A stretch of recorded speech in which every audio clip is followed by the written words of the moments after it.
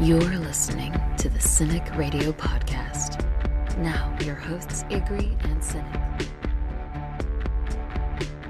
And you are listening to episode 48 of the Cynic Radio Podcast, and I'm your host, Cynic. Joining me, as always, the men's leading fanny pack fashion expert, my friend and yours, Igri. The Graham Admiral over at the Jim Wits Podcast, Mr. Ryan George, joins us again as we tackle episode 2 of the Star Wars Saga, entitled Attack of the Clones. We also do a little bit of really and what's up for you, because we are the Cynic Radio Podcast, and we'd like to thank you for your continued support. Like, listen, subscribe. Most importantly, enjoy the show. Miss out on that latest viral video? Didn't see the most recent trailer for the next movie coming out? In the dark about what the biggest song in America is? We've got you covered. Every week we scour the internet and look for the latest and greatest. This is What's Up. What's up for me this week is the Netflix original movie Death Note, starring Christopher Walken and a bunch of no-name people that I've never heard of. Here's the thing, Christopher Walken is the god of death.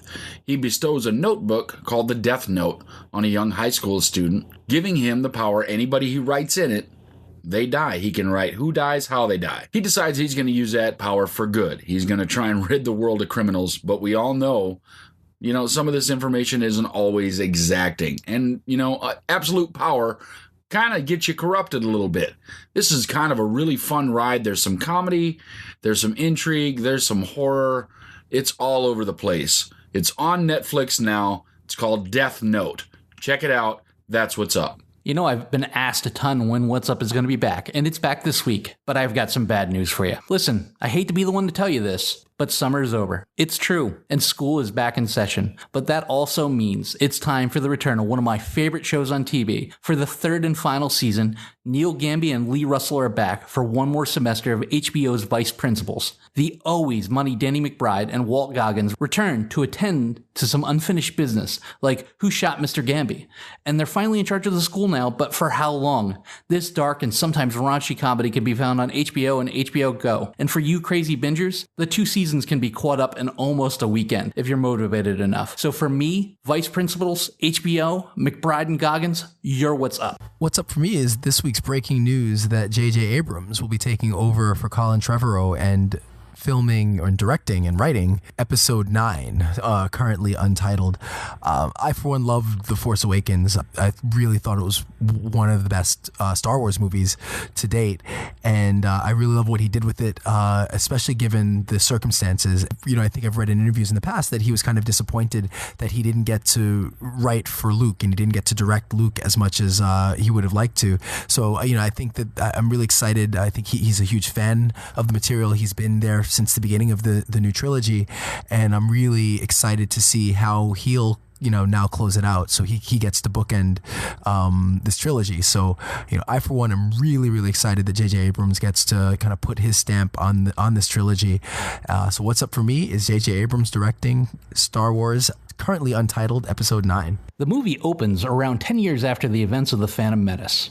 The Republic has begun the fracture, the separatist movement being spearheaded by the Trade Federation and led by Count Dooku. The former queen and now senator, Padme Amidala, returns to Coruscant for a vote against the creation of a Republic army. She arrives to have her ship promptly blown up. IG, assassination attempts aside, are you surprised that old switcheroo shit is still working with her handmaid 10 years into the story or so? Are they? I here's the thing. The Clone Wars started, I believe, with Padme, because I think she was just cloning herself repeatedly. Because there seemed to be 47 of her all the time. And do you think that somebody would have gotten the gist of it? Why don't you just kill all of them instead of trying to get the one you think might be the queen or the senator or whatever? And what kind of world are they living in where senators are at danger of this? Did you see the Senate chamber in the last movie in The Phantom Menace? There's 1,000 of them bastards. And what's killing one gonna do? Well, I think she was one of the staunchest opponents for the creation of a Republic army, no? Yeah, but when there's thousands, not even just 1,000, there's like thousands of these guys. Even if you're a staunch anything, unless you've got some pull, and it didn't seem like Naboo had that much pull to begin with. Like, maybe she was respected because she put on clown makeup better than anybody else did, but, E.T. was there. Couldn't they be against some of this stuff? Do you think by chance she might have been like a closet juggalo? Oh, absolutely. They just disguise the cups that they put the Faygo in. I can't imagine Naboo being much of a superpower, seeming nobody came to help them when they got invaded. Yeah, 2 Jedi. They said two. Jedi. I heard Tatooine maybe threw a Jawa or two at the problem, but, not a lot got done. They're like, you guys are on your own. It's a pretty planet. You'll find someplace to hide. Ryan, did the opening scene set the tone that the danger is now more imminent than it was in the last movie? I guess so. I was kind of annoyed by the kind of right away, practically seconds in, we're rehashing stuff from the Phantom Menace. But yeah, I guess it did set the tone that, okay, there are serious problems right now. Padme's in the crosshairs, so I guess it did its job. I just didn't love the execution, and I didn't love right away kind of a callback to the Phantom Menace. Well, it was well done, and again, I don't think that the CGI took away from that. The one thing that wasn't real prevalent in the original trilogy was politics, and they really made politics way more important. And this is a kids movie, really. It's a kind of action adventure, and when you try and push political agenda kind of ham-handed, it kind of turned me off a little bit, but not enough to stop watching because, hey, it's still Star Wars. It's sort of like the House of Cards version of Sesame Street. Yeah. I mean, you still watch it. It's Sesame Street. Ryan, Palpatine suggests that Padme's security be headed by her old friend Obi-Wan Kenobi, which isn't met with overwhelming support.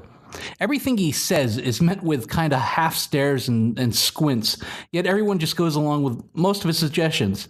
Do you think they trust Palpatine, or is he that old drunk uncle that that everyone knows is full of shit, but you just sit and listen to his stories anyway? I think it's his character that he's obviously is a master manipulator, and I think one of the strengths of the prequel trilogy, I think, is Palpatine's art throughout, and I think that he has his way of he kind of projects the personality that he needs to at any given time, and I think that it works as far as manipulating people to what he does. And again, I think one of the great arcs of the prequel, and maybe my favorite thing of the trilogy, is Palpatine's kind of manipulation of the Senate, of Anakin, and I think that works well. So I think it's kind of Palpatine being Palpatine and smooth and able to get people to bend to his will without even realizing that they're bending to his will. He really does come across as a perfect combination of Frank Underwood and Littlefinger from Game of Thrones. What do you think, IG? That's pretty much an apt description of who he is. And the thing is he's charismatic enough in the universe that people believe him, I think, based on that alone, because he has so much truth in everything he's saying and so much belief in everything that he's doing that it really seems plausible. Whether or not it's actual, he's able to get people to buy into whatever agenda he's trying to push, which is very Littlefinger-like in how it works, because that's how Littlefinger got through most of 7 seasons of Game of Thrones. Not quite all the way to the end. Sorry, Littlefinger, we're going to miss you. As young, annoying Anakin Skywalker becomes creepy Padme-obsessed teenager with that odd stare, Ryan, what was your thoughts on the time jump and the aging of Kenobi and Anakin? It was honestly a little jarring. I think obviously they get Kenobi. I love the switch for Kenobi because I think in episode 1 we get obviously we get a young Kenobi, and while he had some of the mannerisms, he didn't quite have the look, and this he really has the look, and I really felt and you can feel his growth. So I think that again, another really Ewan McGregor is a really huge strength, that he shows his youthful kind of being young and kind of a little naive, in episode 1. And episode 2, you see this kind of more grizzled, more experienced person, and he really starts to bridge the gap, as a character. So I really loved his shift, and I didn't mind the time jump for him. I think for Anakin, it's tough because, not seeing any of his training and any of his progression is tough because we don't really know. We don't have anything to really fall back on and really connect to with this character. And he comes across immediately as just whiny and annoying. So right away, he turns you off. And there's nothing, if we had seen his growth and development, maybe we could understand why he's this kind of whiny brat and he's just annoying. I mean, he is a teenager, so it makes sense. Teenagers are generally pretty annoying. But because we didn't get to see any of his growth, it's just, he's just not likable, and they're not really able to salvage it for me throughout the series and especially for this movie. Now, do you honestly think, though, because it kind of sold me a little bit that whiny Anakin is literally just a Skywalker male trait? Because think about Luke and how whiny he was at the beginning of A New Hope, right? I think that was a way to push them together as Skywalkers. You kind of acts the same for no reason. That's just who they are. So it did work a little bit that way. But then going back to Obi-Wan, if you look at some of Alec Guinness's earlier work, like especially Bridge Over the River Kwai. Great movie. If you look at Alec Guinness in that movie and Ewan McGregor in this one, they could almost be interchanged. He emulated so well, even in his mannerisms, how he spoke, things like that, to look like Sir Alec Guinness, that it was just an amazing transformation. And they don't really have to look exactly alike, but the mannerisms are where it's sold. And Ewan McGregor did an amazing job. And I've heard whispers about the potential of an Obi-Wan movie. And if they don't bring Ewan McGregor back to do an Obi-Wan movie, if they decide to do one, they're doing a huge injustice, because he's clearly the best choice to do that, and he's certainly not too old to play that, because he's by far younger than Alec was when he played Obi-Wan to begin with.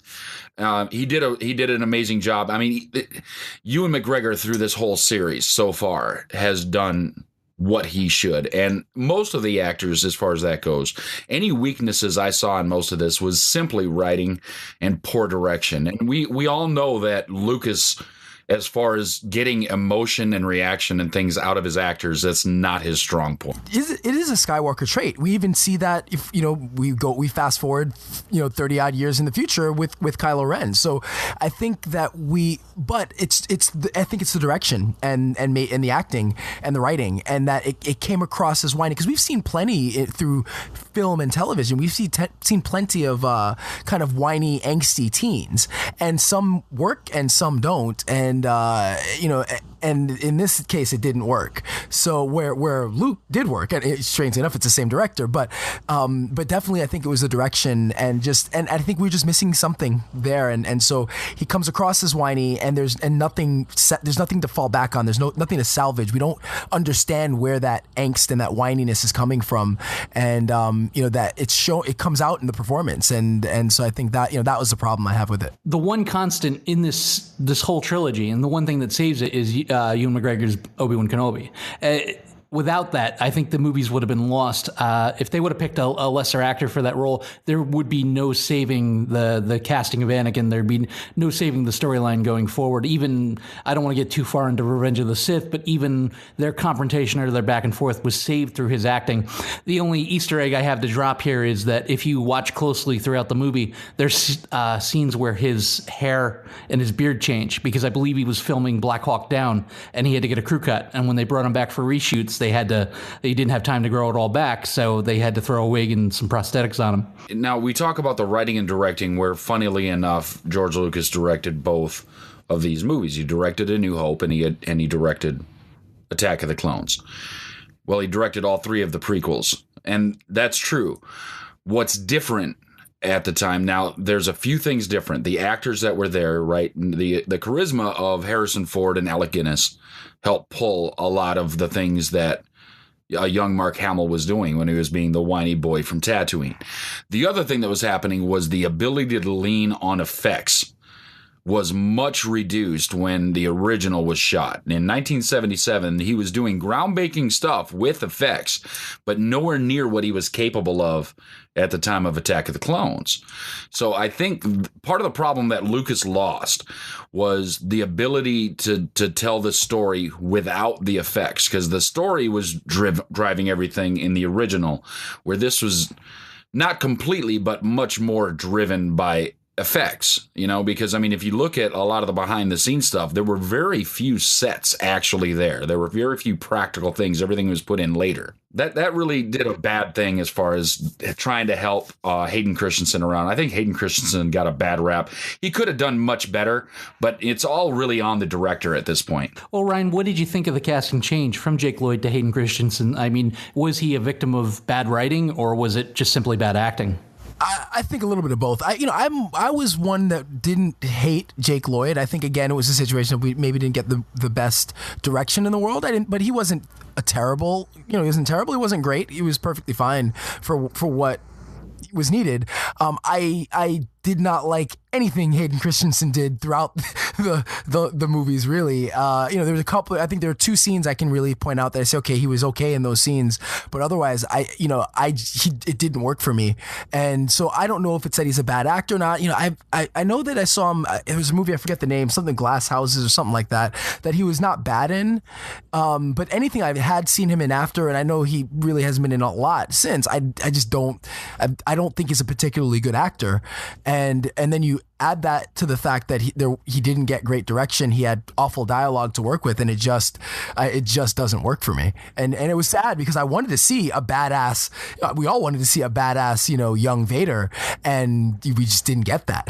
Well, and considering the names that are out there, and you never know whether these things are true or not, IG, but considering the names that are out there for going for Anakin's part, trying out, you got everybody from Ryan Flippy to Leonardo DiCaprio, and they went with this basically unknown guy, and the rumor is because he looked good standing next to Natalie Portman. I mean, do you think the casting could have been better? While it could have been better, the thing that Star Wars has always done, one of the things they've always done is they use people that have been there before. So when you keep Anthony Daniels and Kenny Baker and Warwick Davis and things like that, that's because they've been there, right? That's kind of keeping the family thing in for Lucas. I think that's one of the things keeps him comfortable. The other thing they do is they cast unknowns, because if you look back at the original stuff going on, right, Harrison Ford had really only done American Graffiti. He wasn't even getting paid much to do the original Star Wars movie. Peter Mayhew, nobody knew who he was at all, playing Chewbacca. David Prowse basically was a bodybuilder that had only been in A Clockwork Orange. These people were unknown.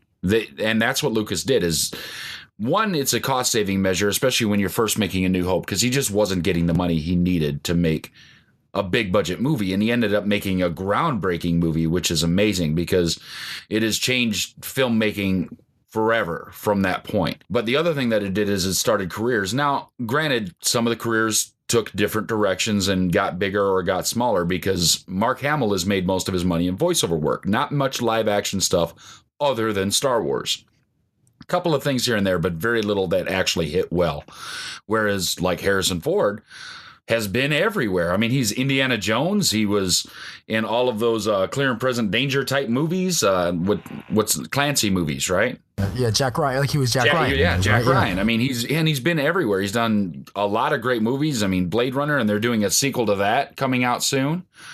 I mean, there's so many things. So, it can go either way. And then the one other combining factor is you get one really strong veteran actor. So the one really strong veteran actor just happened to be, in this one, Ewan McGregor, playing Obi-Wan, which, like in the original trilogy, was Sir Alec Guinness playing Obi-Wan Kenobi. So you get a veteran actor, somebody that can help with some charisma and do all this other stuff. Problem is if you look, he directed the first one with very little special effects. The second two, right, Empire Strikes Back and Return of the Jedi, were not directed by George Lucas. He was producing, he was overseeing, but he did not direct. So the best one by everybody's imagination thus far has still been Empire. Empire Strikes Back is everybody's best. He didn't direct it, right? That's Irvin Kershner, who also helped write The Force Awakens and The Last Jedi, and will probably help now JJ with the next movie with 9 that is yet unnamed. So if you get somebody that is good at writing, somebody that can evoke emotion, you're going to do well. And that's where the downfall was in this. The downfall was you took an unknown actor and you couldn't direct him out of a wet paper bag. Well, and that brings me to my next point, Ryan, because Lucas was most definitely hurt by the reception of Phantom Menace. And what does he do? He turns around and 10 minutes into the movie, we're staring at Jar Jar Binks again. Why would you do that to your fans, knowing that they were so adversely against this character? It's interesting. You wonder why. And part of it's like, look, it's his world, it's his sandbox. So we are all kind of living in it, but he gets to make the decisions. And so part of me thinks like, look, you got to cut him some slack to an extent, because it is his world. And so I think maybe he was hurt by that reaction, and instead of his reaction being, okay, well, let me temper this, and it was almost like defiance, like, no, screw you, this is my character, I'm gonna put him in, and we're gonna make it work. Obviously, he was not as annoying as in the Phantom Menace, although that's a tough bar to reach, but yeah, it was a little strange that you saw him right away knowing that he was universally hated. Like, I don't know anybody that liked that character. IG, you'll always be that little boy I knew on Tatooine. Hello, Anakin. I'm Jorah Mormont, and I'll be your guide through the friend zone. Based on Anakin's willful nature, disagreeing openly with Master Kenobi, his obsession with the former queen, now senator, was this going anywhere but bad? It's like it was set up to fail. The problem with that is, like I said in the last episode, trying to get somebody with this big of an age gap to like have some kind of actual real attraction. Now, the age gap isn't as strange this time, but the creepy factor remained. That's the problem, is that Anakin still seemed like a stalker. Like, I want to, I can feel her, feel her presence. Dude, don't say that. Just be like, no, she's okay. I'm sensing the room. Everything's fine. No, I can feel her presence. All he needed was to turn Sith right then, and then maybe we could have had a better movie. If we had 2 movies of Darth Vader not being all beat up and robotic and stuff, that might have worked better rather than creepy Anakin, because it was a little bit of creepy Anakin. Yeah, what was the deal with that 1,000-yard Padme stare? It was very To Catch a Predator, wasn't it? I mean, that's every guy that's ever sat down with Chris Hansen, and he's like, why did you bring the Zima and condoms if you had no interest in sleeping with her? He's just sitting there staring. It didn't work very well for me, and you can say what you want about direction, but even the actor has to go, this isn't going to work. I'm going to look like a total creep here. I got to wonder, though, if maybe at some point he was shooting that scene and maybe Lucas did like 10 or 12 takes, and like early he's like, no, that doesn't work like that. And Lucas is going like, he's like sitting behind the monitor with his pants off going, no, it'll work. Go ahead. Just stare off into nothing and say the line. Say the line. Part of me wonders if Hayden tried to do better and was pulled back. There's no way this happens on accident. Nobody even talks normally like that and stares off like that. I mean, it's downright, that's on purpose creepy. Even when he's acting, though, it's so bad. It's pretty bad. So that's why I get it. I totally get it. Like, it'd be hilarious if there's like on the cutting room floor, there's some amazing takes and Lucas is just like, no, we got to do it again, but try more of whatever. And then that's what we get. But there are moments where he is actually trying to emote, and it just is, it's bad. It just doesn't work. What they call him in Clerks 2, Mannequin Skywalker? Yeah, yep, that was it. The chase after the failed assassination attempt of Padme was very flashy and fast-paced. Ryan, do you think it added excitement or took away from the flow of the movie? Like the pod racing scene in The Phantom Menace, was it more style than substance? Yes and no. I mean, it was exciting. I think, we're also seeing in this scene, much like the pod racing scene, we're seeing Lucas in almost like in real time playing with this new toy with effects. And so for what it was a fun scene. It went on a little bit too long, but it was a good, for its time, it was a good scene. It was flashy. It was fun. It was dynamic. At the end of the day, like, it doesn't hold up very well now, but I can cut him some slack for, this being like, he was really, going for it with the effects. And again, maybe it's a little too much, and maybe he should have had a couple movies to play with the effects and then gone back to Star Wars. But are you saying he should have done another Howard the Duck?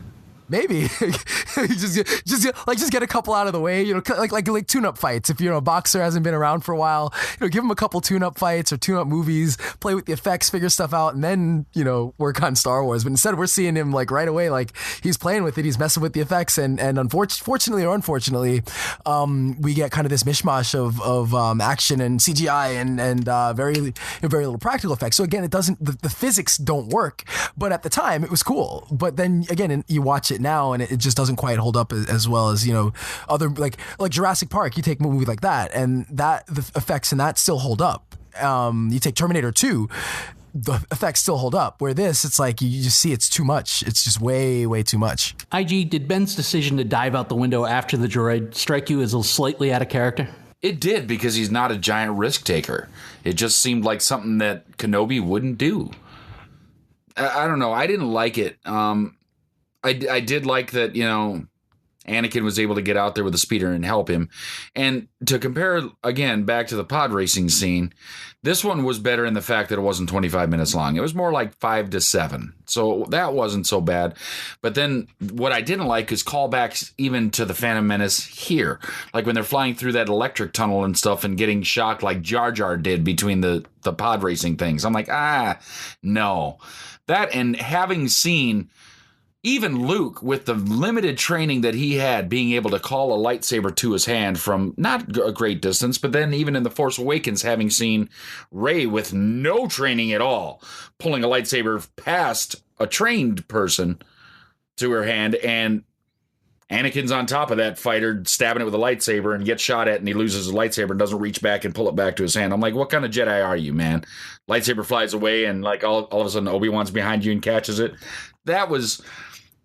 I wanted to see more Jedi badassery. This is the era of the Dying Jedi, yes, but this is the era where all the Jedi still existed. And to not see more badass things with Jedi, really, they missed huge opportunities in all 3 of these movies where they could have had way more Jedi, way more lightsabers, because really, that's all we want. If you look at everything that's happened in Star Wars, the only thing that would make Star Wars fans happier is more lightsabers. Stormtroopers are cool. Death Stars are cool. Star Destroyers are fun. X-Wings are nice, but come on. Lightsabers. Look, you could offer people like Wolverine claws or lightsabers, and 99% of the people are going to say, give me some lightsabers. Why sometimes do I think your tardiness will be the death of me? The Jedi Council in their divine wisdom not only decides it would be a great idea to split up the team and send Anakin off alone with Padme to Naboo. Not only are you splitting the team up, but you're sending this young kid alone with this woman that he's obviously has some sort of affection for, and then you leave Representative Binks in charge. Was that like giving a monkey a machine gun? Yeah, it was perplexing to say the least. I don't know. In a lot of ways, the Jedi Council has been an antagonist throughout these movies to Anakin. And if when you're looking at it from his perspective as for much of these movies as being the protagonist of them, the Council has been a major antagonist.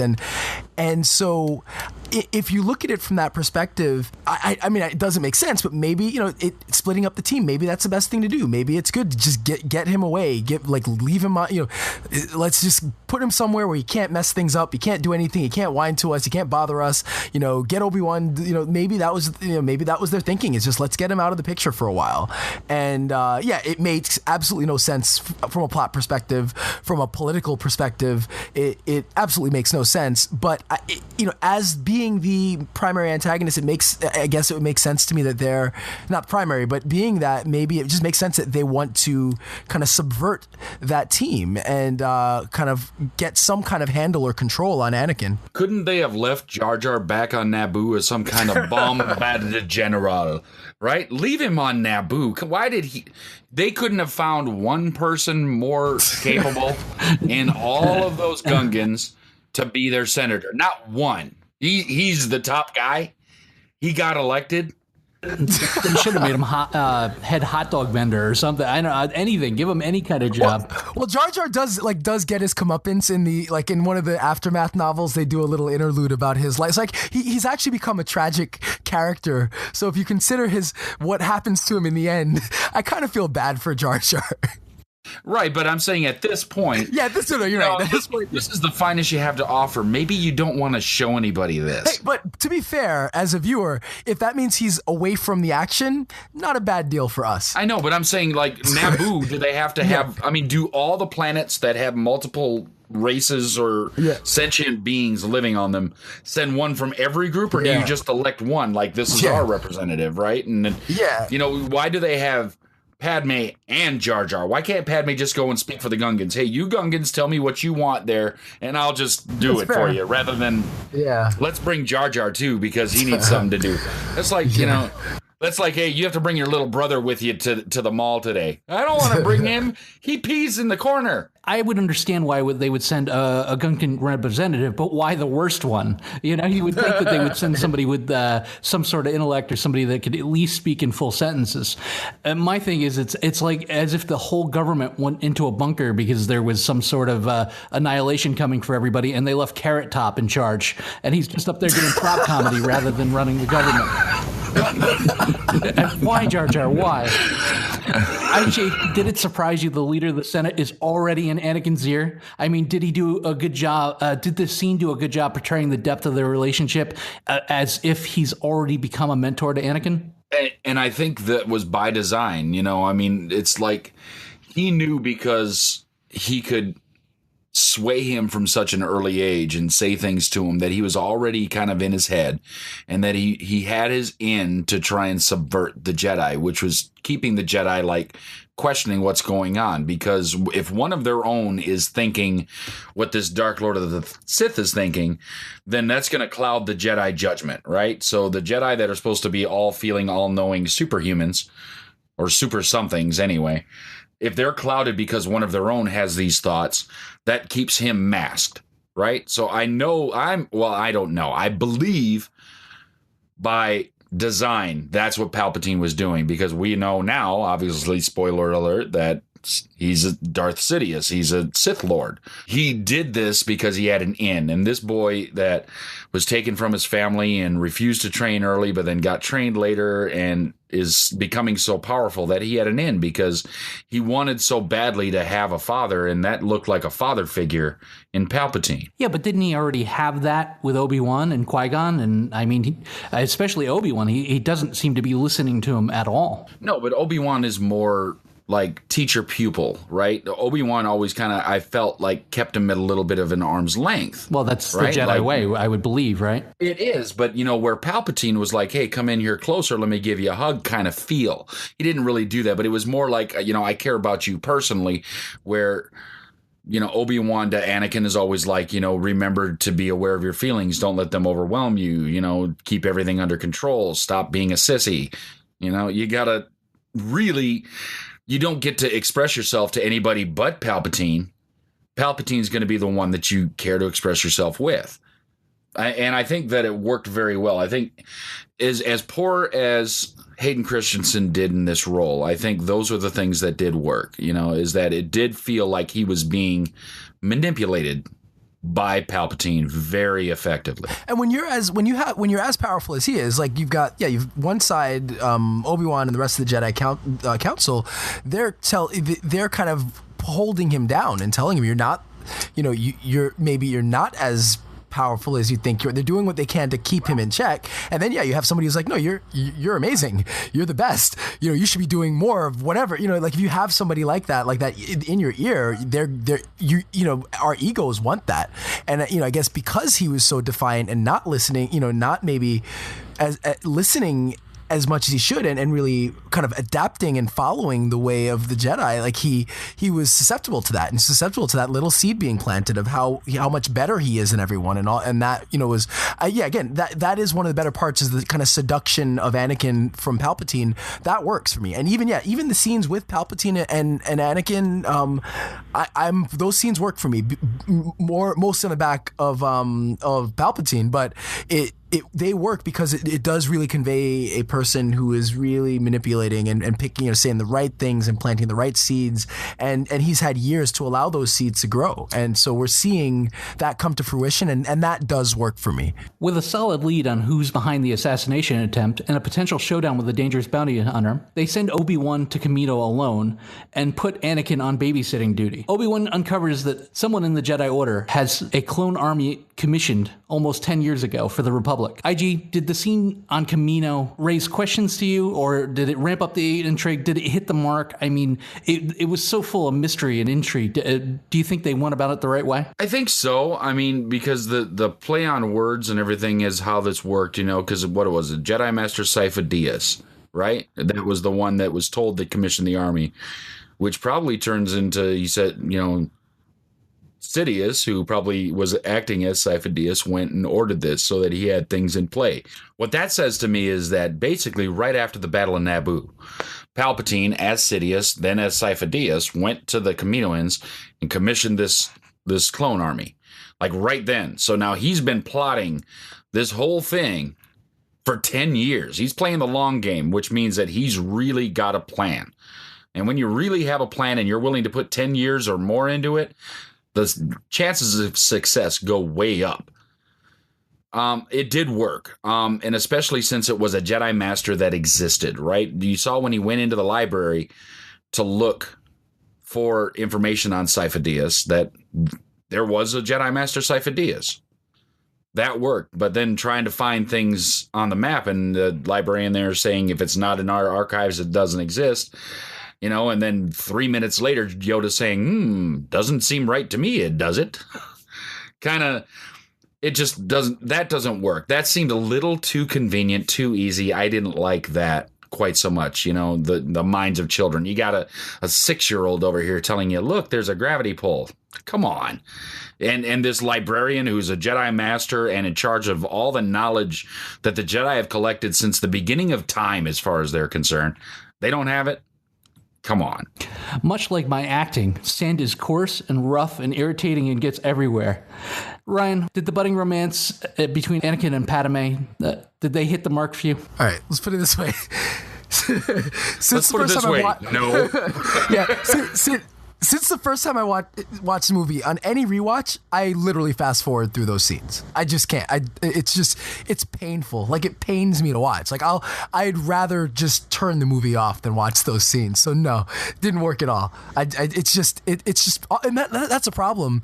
Their chemistry is so bad, and I don't know if it can't just be the direction though. I mean, they have bad chemistry. We know that Natalie Portman's a great actress, but again, she's not doing it there. Hayden Christensen obviously is not that great of an actor, and it just doesn't work, and there's no chemistry. And what really is disappointing is like so much of the weight of his journey relies on their chemistry, and it's so bad. And yeah, for any of the scenes on Naboo, I can't do it. I can't watch them. And I know I keep comparing this stuff to the original trilogy, but if you look at that again, right, in the very first A New Hope Star Wars movie, Episode 4, there's almost zero romance. It's not there. There's a quick moment with Leia about to swing over with Luke. Kiss for luck. Off they go. That's it. There's no other romance in that movie. The first time we get romance in any of these things is some moments between Han Solo and Leia on the Falcon in Empire. That's the first real. Maybe the incestuous kiss. Right, but we didn't know then. We didn't really even know until Return of the Jedi that that's what it was, right? Initially, right? So if you watch it like that, you had no idea. And these prequels came along even after all that, so it's all in flux, right? But the actual first real romantic scene came in Empire, not directed by Lucas. So it still stands to reason that it's Lucas. It's Lucas's problem that he can't. That's not in his wheelhouse. Because quite honestly, even if you go back and look at like American Graffiti, there are some romantic moments in there, and they just are kind of awkward. In American Graffiti, they're just strange. They're not the greatest. And Howard the Duck, those romantic moments were out of this world. They were crazy. Obviously, that is not what Lucas does. Lucas doesn't do romance well. Lucas doesn't do drama well. Lucas does kind of action adventure, space opera. Yeah, but this is a guy that's had to be in relationships in his life. I mean, he has children, I believe, right? Yeah. He adopted them all. Did he must have, because he has no way to talk to women, and he has no clue on how to talk to women or how a woman and a man interacts. It's almost as if he's asexual. It boggles my mind. You know, the dialogue and the acting between the two of these, and how you would think this is, that would be passable to put in a big budget film. But while I do agree a lot of it is on Lucas, even in A New Hope, while there wasn't a tremendous amount of sexual tension between anyone, there's still chemistry between Luke and Leia and Han and Leia. Like, there's still some kind of there's something there. Even though I'm not discounting that at all, Ryan. Yeah. That's not what I'm saying. What I'm saying is that when he's trying to produce actual affectionate chemistry between actors. That's not where his strong point lives. That's not what he does. And him trying to do it caused the pain in our existence that is the Attack of the Clones. Right now, that's not to say Attack of the Clones isn't without merit. There are things in this movie that are good, but that is not one of them. Well, and it goes back to your point. When he doesn't have the reins of the movie, we get a romance between Han and Leia, which is interesting and multifaceted and complicated, maybe a little too slow of a burn for the two movies that we had for it to come to fruition, to Padme and Anakin, which it seems to me like two male dogs that have been fixed that are constantly trying to hump each other. It has all the intrigue of that. It misses the mark at every single turn. There's not a scene where I'm like, wow, I could see these two together. It's just like, oh, this again. They just won't stop. IG, we get a very... Are you supposed to turn the hose on? Maybe somebody should have. Maybe we should have had Jar Jar come along as a chaperone to fix things. I don't know. That would be the only way. Honestly, that would have made those scenes better. we get a very intense showdown between Obi-Wan and Jango Fett, the father of clones. Your thoughts on the fight and the more hand-to-hand and UFC-like nature? Well, seeing as how from the beginning to now, Boba Fett has always been my favorite character, even though he went out like a punk. He really didn't do much. It's the cool factor, right? Boba Fett's got the cool factor. Seeing his dad in kind of the same kind of general look, just a little more sleek color scheme, little cleaner armor. It worked. It worked really well. This is one of the things that, I was just amped up through the whole thing. Seeing him in the armor, seeing the jetpack work, using the gadgets, having a little hand-to-hand, knocking the lightsaber out, showing that he can stand right toe-to-toe with a Jedi Master, with one of the best Jedi Masters to ever have existed. I was so amped and so excited, and that made me believe even more in Boba Fett. It was just so cool. I really, really loved it. Speaking of the cool factor, did you hear who's voicing him in this audiobook coming up? Who's voicing Boba Fett? Yeah. I did not. Who's voicing him? John Hamm. Really? Yeah. That is very cool. John Hamm has a great voice, and that would be very cool. There's something I think it's called, from a certain point of view, it's like a series of 40 short stories for the 40-year anniversary. And and there's a bunch of short stories, and one of them is a Boba Fett based one. And all I read today was that John Hamm is doing the voice for the audiobook. So that's pretty cool. So, yeah, I will definitely listen to those. John Hamm, I've enjoyed him in most of the things I've seen him in, from bit parts in Parks and Rec to even when he was doing Mad Men. He did an amazing job. John Hamm was amazing in The Town. His character, he was an FBI agent in The Town. He was amazing. Ryan, IG brought it up previously, but did Jango Fett showing against Obi-Wan make up for the misstep with Boba in the original trilogy? Yeah, it definitely. It shows him as formidable. He did. He stands toe to toe with one of the best to ever do it, and comes out not only alive but arguably winning that exchange. So he's I did like that scene. When we're going back to initially I liked it was it was different visually, and I kind of liked it. I like the color. I don't know, the color palette they used for the scenes there, and I did think that he really presented a formidable challenge. Obviously, it's like giant galaxy, but still a small world. But I was okay with it because they really did present him in a very strong light and as capable, and he definitely can expect, it kind of enhanced the myth of Boba Fett for all of us. And I was never bothered by his kind of quick exit in Return of the Jedi. I didn't think it was that big of a deal. He still was a badass. He's still a badass, but this definitely helped with his own kind of badassery. Well, and if you look at the time difference between these movies and the next trilogy, obviously, for Boba Fett to get to where he's at, he had to have had quite a bit of success, because he was still there in mostly one piece, and he still had the ship.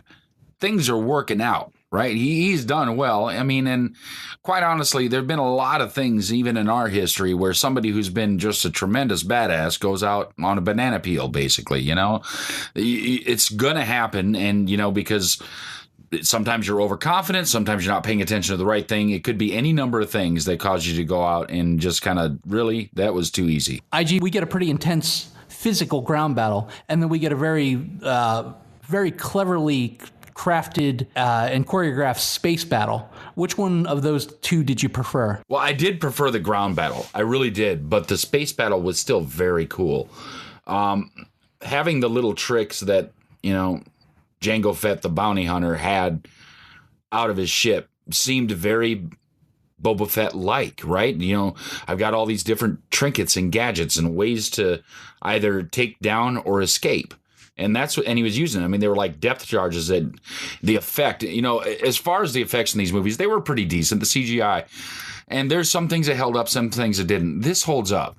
Those charges and the sound and everything, especially if you got a little bit of surround in your house, turn off all the lights, put it on a big screen. It is still very cool when he drops those charges in space and the sound rings out when they start blowing apart asteroids. So cool. Obi-Wan takes the chase into an asteroid field, and to make the bad guys feel like he was destroyed, he hides on an asteroid.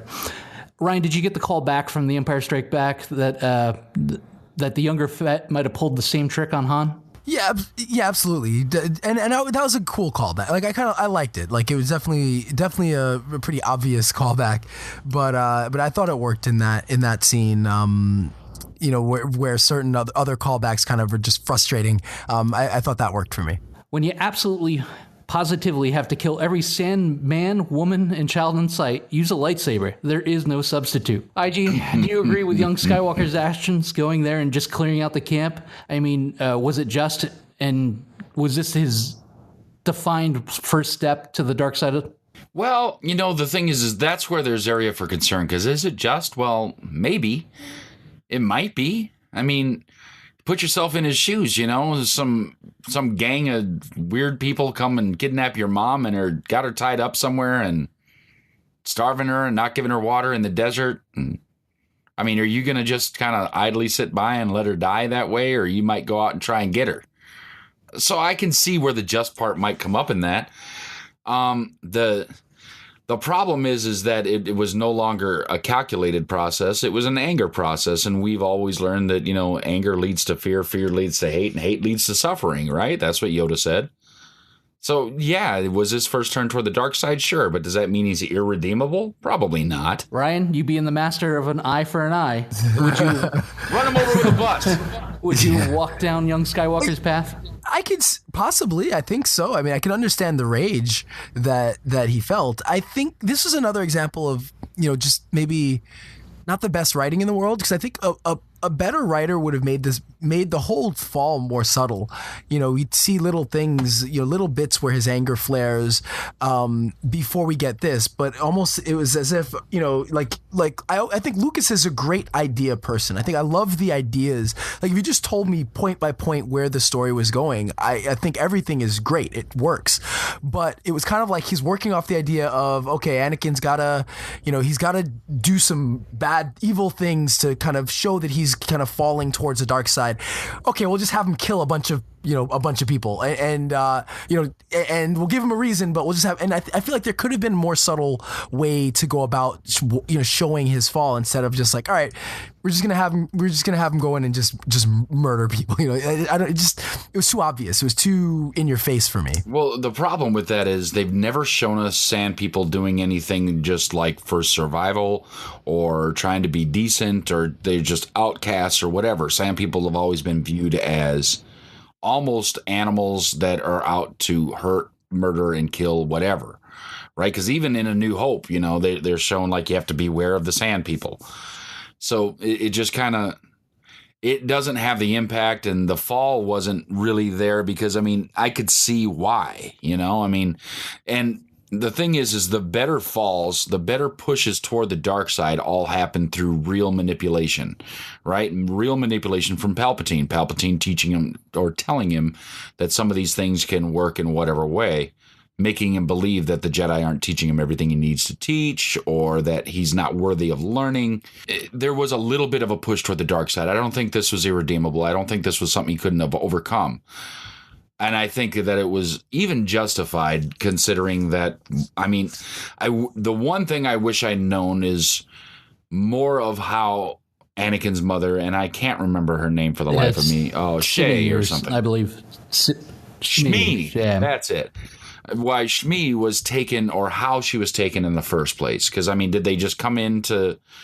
I mean, they spoke something of it in the movie, but it was so vague and everything that, I mean, if they would have shown that along with the vision that Anakin was getting, that might have made it either more deadly and dastardly and dark side than what we got.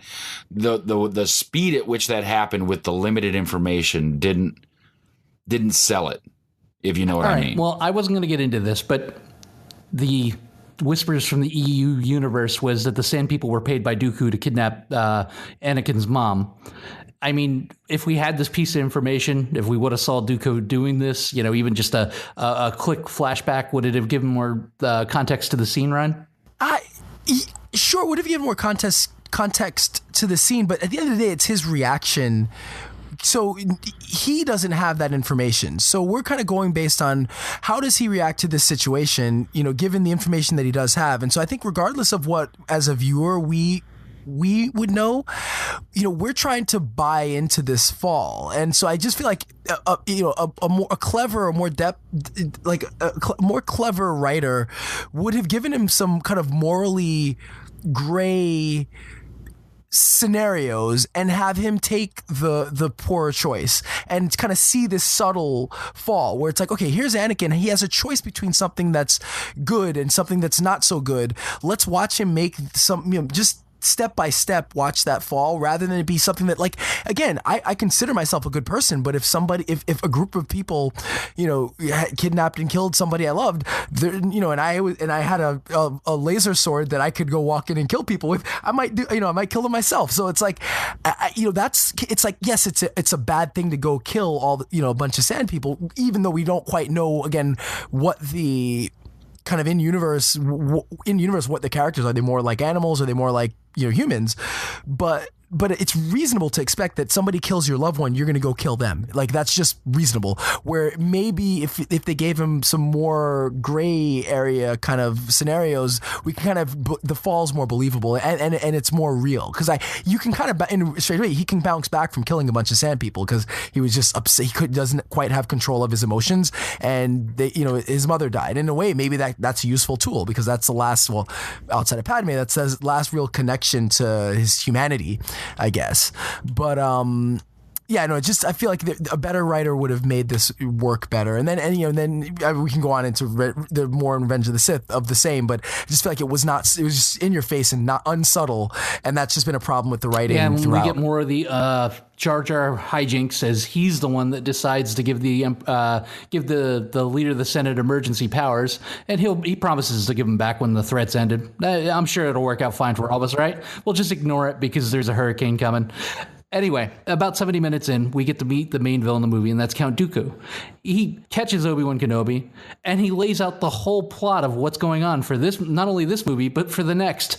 And Ben outright dismisses it. He's like, nah, you gotta be crazy. What was your thoughts on Christopher Lee's Count Dooku? And do you think that he laid out that plan as an attempt to lure Ben in to help him maybe overthrow Sidious? Well, the thing is Christopher Lee's an amazing actor. He really is. And he's got a commanding voice. That really helps him a lot. And I mean, the guy has done a lot of stuff. I mean, if you go look at the history of Christopher Lee, the man was basically James Bond in his previous life. I mean, he was a spy for the British intelligence. He's done great parts in acting, anything from Shakespeare to Dracula. He's been all over. At this point in this movie, he was a little bit weak. And I'm not saying as a frail person. I'm saying that his portrayal didn't carry the gravitas that I think it should have. I think, and then the monologuing where you give away your whole plan, you never give away the whole plan. You might give him a little bit of stuff so that you can try and get him on your side, see how he reacts. But he gave it all away. And again, Lucas problem. Why would you do that? I mean, this is not a James Bond movie where James Bond is captured and now we've got this ingenious plan to kill you. And yet you're going to escape. It didn't sell all that well with me. But that being said, I did buy that I thought Dooku was still pretty cool. Ryan, do you think it was Sith trickery, or do you think he was trying to lure Kenobi over to his side so maybe he could take out Sidious before the events started to unfold? I don't know. I didn't quite buy it. It's again, I don't know, something about it just didn't work. I like Dooku. I actually really enjoy Christopher Lee's performance. I think he did bring a bit of gravitas to it, to his performance. But it kind of was just like, oh, there's some exposition. We need somebody to explain the whole plan. So I was kind of more cynical about it. For that, anytime I watch the scene, and even when the first time I saw it, I'm just kind of like, oh, there's the exposition. Great. He gives, the mustache twirling villain gives us the whole plan, and it just didn't quite work. And yeah, I don't even know whether to believe he really genuinely wanted to bring him onto his side. I tend to think no, but it was more just like, there's the exposition. All right, IG, our heroes are caught and they are taken into an arena to be assassinated by some really badass-looking monsters, including the Ackley from Star Wars Galaxy's fame. What did you think of that scene, and what did you think of the Jedi Cavalry rescue? The first part of me really questioned why you had 3 big badass monsters coming out to kill 3 basic-sized humanoids, right? They were all capable of eating them whole in one bite at a time, right? So just run by, chomp, chomp, chomp, they're all gone. Kind of made me go, why are we sending 3 out? These guys don't have any weapons. You got them chained to a pole. Come on. This is a little bit overkill. I mean, even for gladiator-style arena stuff, it's too much. But the monsters were kind of cool. The Ackley especially, I like the Ackley. So that worked. It did work a little bit. That was fun. This is the one time in all of these movies where a bunch of lightsabers all being used at the same time. So the Jedi Cavalry was amazing. This is what every Star Wars fan for the history of Star Wars fandom has ever wanted, is to see a whole bunch of Jedi running in all at the same time to have a battle. And it was really cool. What didn't happen being cool is when they were able to overrun them with droids. I did not believe that Jedi were going to be falling that easily to droids. Understanding that they may have brought some Padawans because they needed forces, but I still think that they would have been better suited. Ryan, a lot of negativity gets hurled at this scene by, hardcore fans. Do you think the rescue fit, or do you think it was Jedi overkill? No, I liked that. I did like, I mean, oh, like might be too strong of a word, but I think the scene works. It's fine. For many reasons. No, it was cool to see that many lightsabers. It was cool to see the clones come to the rescue. I didn't mind the scene with the monsters. Look, you're gonna get something. It's Star Wars. You're gonna get that, and it's fun. And I think they did some cool stuff. With in context, there was some cool things done with the monsters trying to get them. So I was okay with it. I did like the I did like. It's cool. Anytime you can get a bunch of lightsabers, it's great. It will be great if one day we get a bunch of lightsabers against a bunch of Jedi lightsabers against a bunch of Sith lightsabers. But hey, I'll take the Jedi lightsabers for now. So I thought that scene works well in context and in what they're trying to do. I agree. I think everything leading up to it kind of was pretty awful, but that's where things started to pick up a little bit, and I thought it was done well. It works well. And I'll tell you, the one purple lightsaber did stick out in that scene. So whenever Mace Windu is flying around, there's Samuel L. Jackson with his lightsaber that says "bad motherfucker" on it. You knew where he was at. Speaking of Mace Windu, he faces off against Jango Fett, and much like our old friend Darth Maul, the Star Wars universe gives us a compelling character just to snuff him out directly after. What did you think of the Fett Windu showdown? And then Boba holding Jango's helmet after his head was cut off. Well, considering that he did so well against Obi-Wan, it was kind of crazy. He did not last for that long against Mace Windu, and maybe that just goes to show Mace Windu's prowess and abilities. But I wanted to see him go out maybe a little bit more badass, but hey, decapitated by lightsaber is not a bad way to go. But I think that scene does work, like where seeing Maul go didn't necessarily work for his character. Obviously, it gives Boba Fett some pathos and something that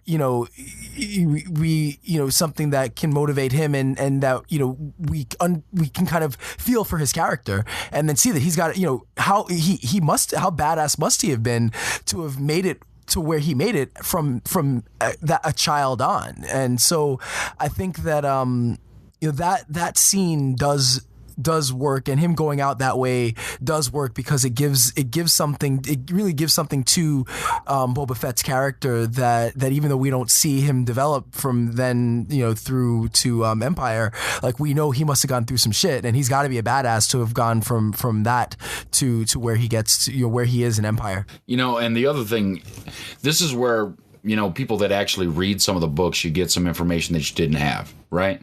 Part of the thing that's going on here is that Mace Windu is one of the only Jedi that has mastered a very specific style of lightsaber battle. And that is one that pushes you right up to that razor's edge of the dark side. So what happens here is they explained in one of the novelizations that part of the reason that his blade is purple is that each of the blades that the Jedi use has a color for a reason, right? A green blade is a defender. A blue blade is a guardian or more of an attacker, and a red blade is a bad guy, is a Sith, is a Dark Lord person, right? Well, because he's on that razor's edge right there to where it blends over, he's from an attacker and a Sith Lord put together. So you take red and blue and put them together and you get purple. And that makes that fighting style very deadly and very strong. Mace Windu is one of the two major heads of the Jedi Council between him and Yoda. Well, if Yoda's 900 years old and one of the most powerful Jedi ever to have existed, and Mace Windu's basically right there with him, he's got to be tough. So in the novelization, they explain about his style and that he's the only one that has become a master of that style. Other people have trained in it but never been able to master it, where Windu could get right to that edge of the dark side without going all the way over. It really speaks volumes. So having more than I just want a purple lightsaber and having someone explain why he could have a purple lightsaber and what it meant. I know that somebody made it up on the fly, but that makeup on the fly probably works more well than could have been expected. So having Jango taken down by Mace Windu is amazing. And Jango did stand there for a while and put up one hell of a fight for a little bit. Okay, IG, let me get this straight. Obi gets himself in trouble. Annie and Padme come to the rescue, right? And then all three of them are being rescued by the Jedi, right? And now all the Jedi are being rescued by Yoda and the clone army. I mean, if this doesn't work, what happens? Is the next plan me and you on the back of a Vespa? Where are we going from here if the clones don't work out? Well, I think if it doesn't work out from here, it's, pack up your shit and go home because, they've won. Whatever the Trade Federation and the droids set out to accomplish and the Geonosians and everything else, whatever they wanted to accomplish, they have now won. They get it. They win. Good thing the clone army with Master Yoda was able to get something done, because this would have been the end. If you're not able to win this battle and get out alive, that's all she wrote. So you know that the good guys are going to quote unquote win this time. I mean, not everybody's going to die, but they're going to win the battle and push back. Ryan, what were your expectations when the final showdown came between Kenobi and Skywalker and Count Dooku? I mean, did the fight live up to what you thought it should be? And do you think it would have turned out differently if Anakin would have heeded Obi-Wan's advice? In the moment, like when I saw it for the first time, I really enjoyed the fight. I really enjoyed how everything plays out. Obviously, yeah, if Anakin listened, maybe they do have a better chance, but he doesn't, and that's not him.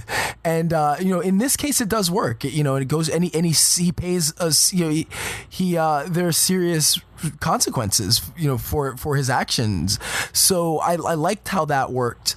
I liked Yoda's appearance, and at the time I thought it was awesome seeing him bounce all over the place. Over the years, my enthusiasm for it is maybe waned slightly, but I still think it works well, and I don't mind him going from kind of hobbling around to bouncing all over the place. That's how I feel after like a hard day of sparring. The next morning, I actually it gives me a great analogy, because like the next day after like a hard day of sparring or really hard day of training, I'll wake up and I kind of feel like Yoda. So in context, it kind of still works for me. But yeah, I think that part was one of the parts that really did work for me, and I really did enjoy. And again, I probably don't enjoy it as much now as I did did when I first saw it, but I think I really like how that scene plays out. Ryan brought it up, IG. I mean, what did you think of the fact that the Count just took Kenobi and Skywalker to lightsaber school, beating them both, cutting off Anakin's arm, and then Yoda comes hobbling in? I mean, were you shocked at his skills, the acrobatic ninja fighting style? I mean, did Yoda have more game than you expected? He did, but what I expected and what happened were two different worlds. And the problem I have with it is if he can move like that at all, ever, obviously he's using the Force to assist his ability to move. And we know that Yoda's strong in the Force. So why isn't he using the Force to help him move all the time? Why is he walking around with a cane?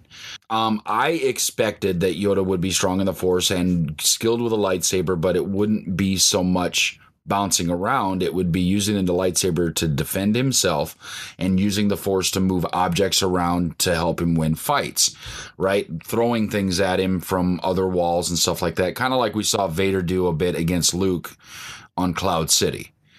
That's more what I expected to see out of Yoda, and I was more upset that Dooku was doing that to Anakin and Obi-Wan, but Yoda didn't do any of that. He just had this frantic, stick a lightsaber in a soccer ball and spin it at him and throw it at him, and it was cool at the time, as Ryan said. It hasn't held up. It just could have been done better. The spinning around and everything, the CGI was not where it needed to be for that fast of a movement. In the end, the Count escapes to fight another day, and what looks to be the Death Star plans. I wonder when that's going to come into play. And a bunch of Jedis are lost. I mean, Ryan, can the Republic really sum this up to a victory? Not really. It shouldn't be. Yes. Well, I guess if by victory you mean like we have, it's more of a stalemate. Like we haven't faced a complete destruction. Yeah, sure. I guess it's a victory. But no, it's really, they staved off a major defeat. So if you consider, if you want kind of, maybe it's a moral victory, but yeah, it's not really a victory at all. Am I the only one that found it odd that Yoda just kind of accepted this army? I mean, even after the battle was all over, did it make the Jedi look foolish that they just all couldn't put two and two together? With the information that Obi-Wan had, with the information that has come to light, now they suddenly have a vote and they can have an army, and they have an army at their disposal. I mean, did the Jedi get a little shortchanged in this storyline? And I think it was very short-sighted, and I'm sure next week when we talk about Revenge of the Sith, we're going to see where it was short-sighted. It's a formidable army. They're trained very well. They respond to orders. They do what they're supposed to do, and they're better than droids because they react with planning and tactics and things that you can't teach droids to do. That being said, you had no part in the creation of this army, and you're just going to go, yeah, okay. No, that's a far cry from something that I'm willing to do. It's like, you just show up and they're like, hey, we have this car over here. You can drive it. Well, what's wrong with it? Don't worry about what's wrong with it. Just drive it. Can I look at it first? No, just drive it. Here, put this blindfold on. Do it with that. You'll do better. Yeah, it was too much, too many things that were too convenient that I can't believe that Jedi Masters weren't going, time out. No, can we come up with another solution or board up our walls and stay in here until we can make our own army? Something, why couldn't we go make clones of Mace Windu and teach them to do stuff? That might have been better. Well, I think it does work as far as again, going to show the Palpatine's manipulation of everything and how he's been this puppeteer the whole time. And I like that. I like how it works. Yeah, it's kind of silly for them to just accept, but at the same time, you figure the Republic and the Jedi are kind of desperate at this point, and they realize they have a real war on their hands, and so they've kind of been handed on a silver platter this army. And yeah, it's silly that they didn't look into it any deeper, and they just kind of took it for face value. And it's a situation where it is a little too good to be true. But again, I like that. I like the way, again, this, it's more, again, Palpatine is throughout he's playing chess. Everyone else is playing, I don't even know if they're playing checkers. And I guess maybe that exactly. And also, I guess he's so powerful in the Force that maybe he has been able to just cloud everybody's judgment and completely kind of stop or at least kind of reduce the effectiveness of the Jedi's use of the Force. So I like it, and obviously when we get to Revenge of the Sith, we see how this plays out. But I think it works for me. Well, we leave the movie with some pretty powerful visuals. We see the clone army amassing on Coruscant and getting ready to move out to go fight the robots, and we look in and see Anakin and Padme's wedding. Ryan, your thoughts on the closing visuals and your rating for the movie? Closing visuals were fine. Not spectacular, not great. I cringed at the wedding because, not because it's a particularly poor scene. It's actually visually, it's perfectly fine. I just can't. They're so grating on me at this point that I just don't want to see them on screen together. Look, this is the worst Star Wars movie by far to me, and while I give The Phantom Menace a lot more credit than some, this I probably give a lot less. I just can't. It's just bad. It's just the writing's bad. The effects aren't great. There are a couple scenes. I think Anakin's attacking the Sand People is one. That scene works for me.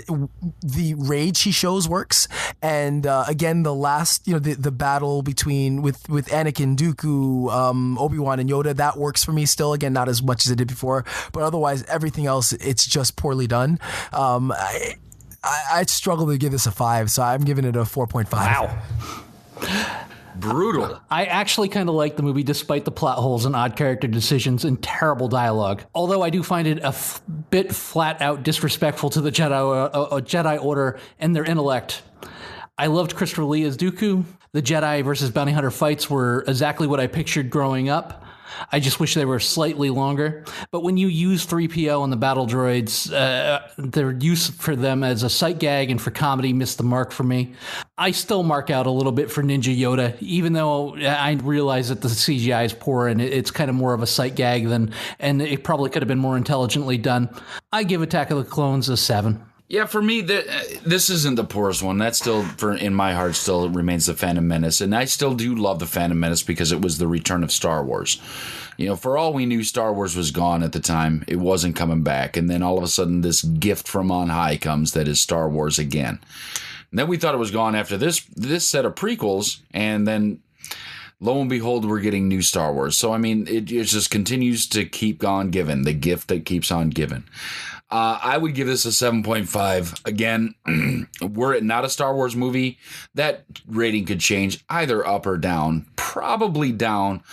But because of what Star Wars is and what Star Wars is to me, it's going to get a little bit of a higher rating. I do enjoy it. There are some good visuals. There is some good story. There is some bad story. But, in all of it, if you just kind of take a moment and remember that we're not trying to sell to 30-year-olds. We're trying to sell to 13-year-olds. It helps a little bit.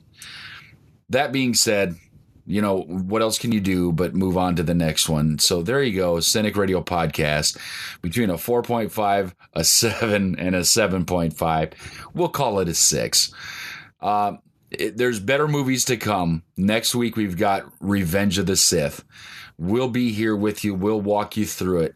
It's going to be fun. You're going to want to be here. But right now, back again is really. So now, ladies and gentlemen, boys and girls, children of all ages, it's time for really. I'd explain it.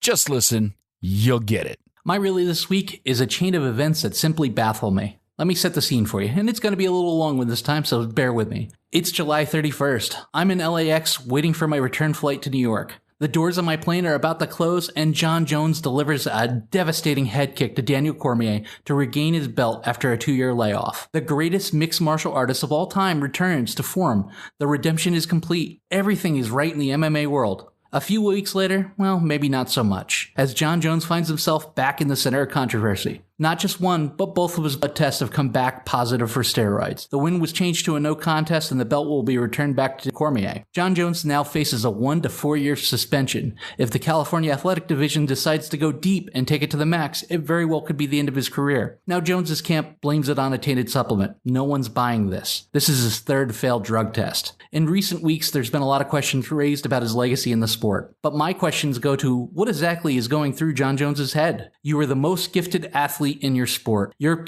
head and shoulders above everyone else. You're Tiger Woods. You're Bryce Harper. Is it insecurity that drives Mr. Jones? Is the loss to anyone death at this point? Or is it overconfidence that you're just so smooth you can beat the system? Well, apparently, John, you can't. DC in defeat, always classy, had this to say. You don't cheat the sport, you don't cheat the fans, and you don't cheat me. John, you simply just cheated yourself. The belt's been returned to DC, rightfully in my opinion. You had the sport, the fans, and millions of dollars in the palm of your hand, and you just threw it all away. John Jones, really? Ladies and gentlemen, it's that time again. The rapture is upon us. On Saturday, September 23rd, 2017, the world's going to end. According to Christian numerologist David Mead, he says September 23rd is a date that was pinpointed using codes from the Bible, as well as a date marker in the pyramids of Giza in Egypt. So everybody get ready, pack your stuff. The rapture is upon us. It's time to have the now 8th or 9th rapture in the past 10 years. You know, it's really getting old. I mean, I don't know who's been getting taken up, but it hasn't been very many people. So all of you get ready. It's coming. It's right around the corner. Really? And that's going to do it for episode 48 of the Cynic Radio Podcast. I'm Edgar, and with me this week has been my co-host Cynic, the man who always wears socks with his sandals. Also joining us this week has been Ryan George. You can find him over at thejimwits.com. We've had a great time talking to you this week. We'll be back next week with more What's Up, and Star Wars Episode 3, Revenge of the Sith. We can't wait to talk about it. We want you to come and listen. We love every single one of you. Until then, send your comments, questions, concerns, and death sticks. We definitely want to buy some death sticks to CINIKRADIO@gmail.com. Find us on the internet at CINIKRADIO.com. Look for us on Facebook at Facebook.com/CINIKRADIO. And find us on Twitter at CINIKRADIO.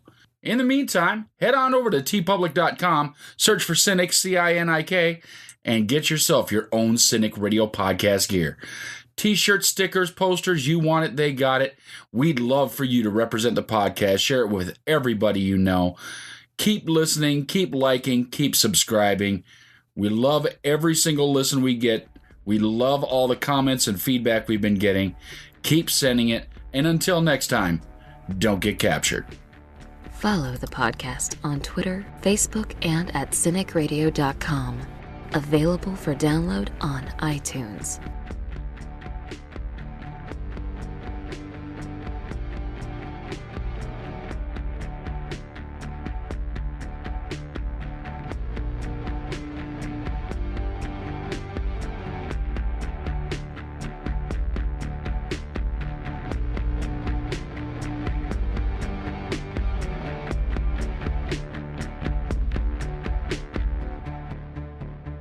I'm going to skip over the whole droid assembly factory thing because I thought it was terrible.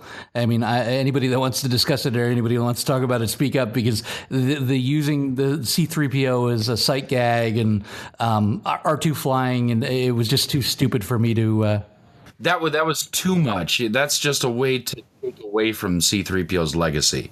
You know, I mean, if we exclude that from anything that C-3PO has ever done, I'm happy with where C-3PO is. That just was not great. So we can skip it, or we can leave this little tidbit in and yeah, call it good.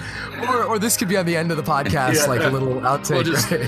We're just gonna leave this part out. Yeah, we don't need it. We don't need to talk about that part.